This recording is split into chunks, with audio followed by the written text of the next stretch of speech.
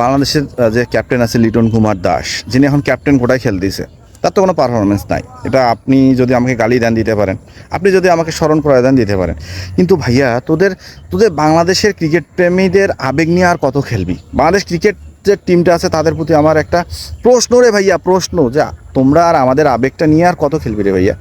এইভাবে দিনের পর দিন নর্মাল টিমগুলোর সাথে হাঁটতেছিস। লজ্জা তোদের না থাকতে পারে, কিন্তু দিন শেষে তো আমাদের লজ্জা থাকে। তোরা সোশ্যাল মিডিয়ায় না আসিস, কিন্তু আমরা তো আসি রে ভাইয়া।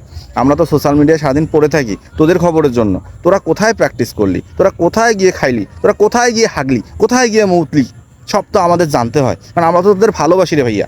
কিন্তু এই ভালোবাসার দাম যে তোরা এইভাবে লজ্জার মধ্যে দেশ কেন রে ভাইয়া? তোদের কি মানে কখনোই কি তোদের একটু মায়া জন্মায় না যে আমাদের অপেক্ষায় যে ক্রিকেট প্রেমীরা, লাখ কোটি ক্রিকেট প্রেমীরা থাকে, তাদের জন্য আমরা একটু ভালো খেলি? তোদের কি মন চায় না? তোদের কি একটু মানে সহানুভূতি জাগে না আমাদের উপর? ভাইয়া রে, তোদের অনুরোধ লাগে, অন্তত আর লজ্জা দিস না, এবার ভালো কিছু করার চেষ্টাটা অন্তত কর।